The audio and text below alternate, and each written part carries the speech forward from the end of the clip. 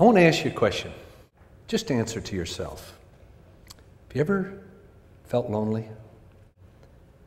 Have you ever felt all alone in life, like it wouldn't matter to anyone if you lived or died? Have you ever felt abandoned? I want to tell you a story about an 11-year-old boy who woke up one morning and felt that way and didn't want to live. It's my story. I was born in Union City, Michigan, a little town of about 2,000 people, 1,500. And my father was the town drunk, the town alcoholic. I hardly ever knew him sober until I was 20 years old. I'd go to high school and my friends would make jokes about my father downtown in the gutter making a fool of himself. They didn't think it bothered me, because I'm like some of you right here.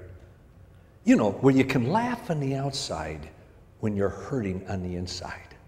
Every time they told a joke about my dad, it hurt, but I never, ever let anyone know.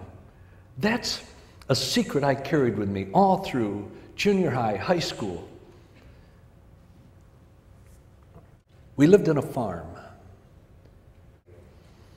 And I would go out to the barn and I'd see my mother, who I loved very much, lying in the manure in the gutter behind the cows, where my father had yanked the air hose off the air pipes for the milking machines and beat her to a bloody pulp until she was so weak and bloody she couldn't stand up. And I was 8, 9, 10, 11 years old, and I remember just pounding on my dad and kicking him and screaming at him, "When I am strong enough, I'll kill you." We'd have friends over, and my father would be drunk. Any of you, and there's a number of you that have or have had an alcoholic parent or a drug-related parent, then you know what I'm talking about. Trust me. If you don't have an alcoholic parent, you don't know what I'm talking about. You don't know the shame that every kid with an alcoholic parent carries with them every day of their life.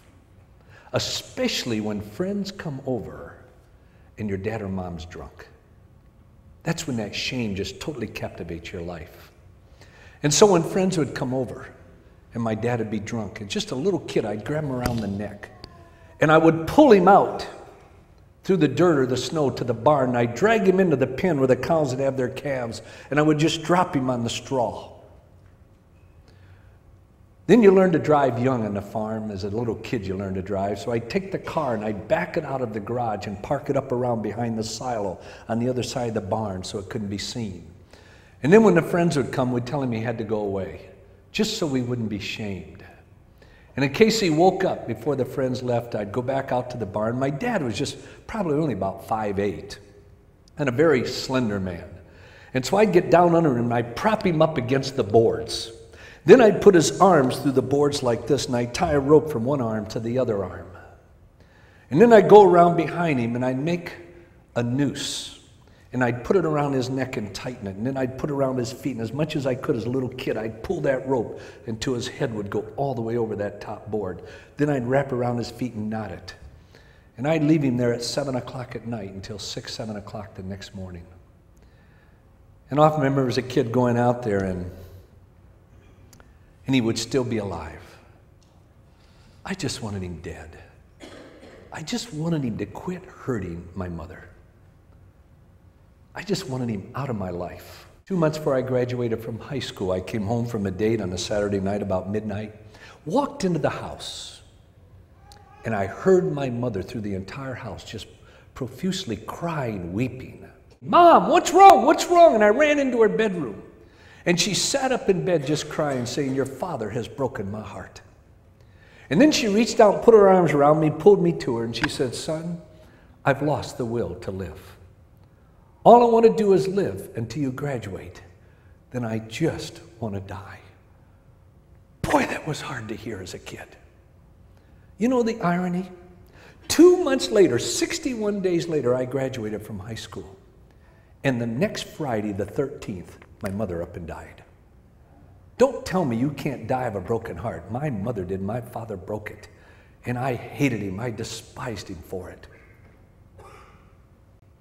And at that moment, I started slamming the door on God. I damned God. I cursed God. I called God every name in the book, and I cursed my dad, and I damned my father.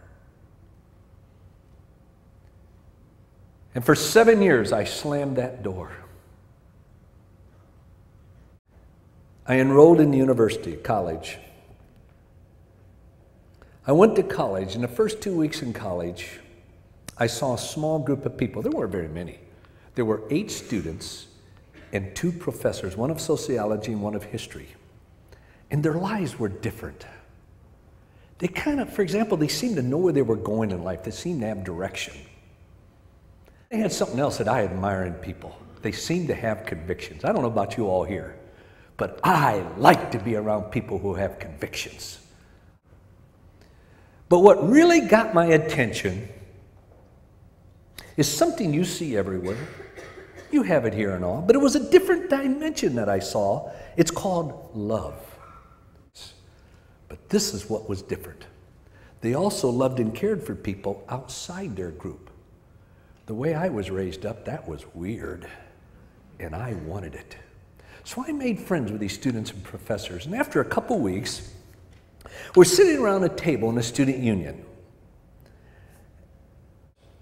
And the conversation started to get to God. So I looked over at this young lady, and oh, she was a good-looking woman. I used to think all Christians were ugly. I did. I figured if you couldn't make it anywhere else in life, you became a Christian. But she was really cute. Now, I had a problem. This was my problem. I wanted what they had, but I didn't want them to know that I wanted what they had.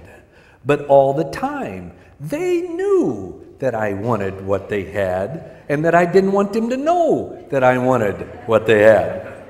So I leaned back in my chair and I just tried to act totally nonchalant, totally disinterested.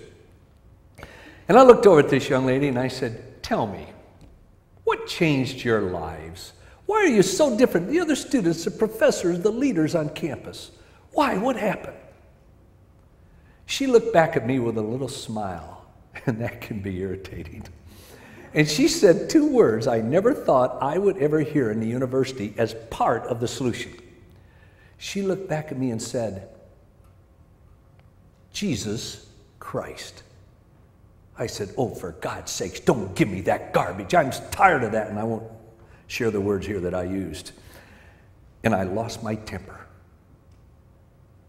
Only 3 times in my life have I lost my temper, and this was the first time, and I came unglued. And I lit into them. I got calmed down. Finally, the one young lady said to me, she challenged me to intellectually, now get this, to use my mind to examine the claims of Jesus Christ as God's Son. I thought that was a joke. I literally thought Christians had 2 brains. One was lost and the other was out looking for it. I'm serious. I figured if a Christian had 1 brain, it would die in isolation. But they kept challenging me. No, they irritated me. In simple language, they ticked me off. And so I accepted their challenge. And I didn't do it to prove anything. I did it to refute them. In fact, the background of my first book that I'm really known for in most places around the world, Evidence That Demands a Verdict. The whole background of that huge book was to write a book against Christianity. To show it was intellectually stupid and to refute these students and professors.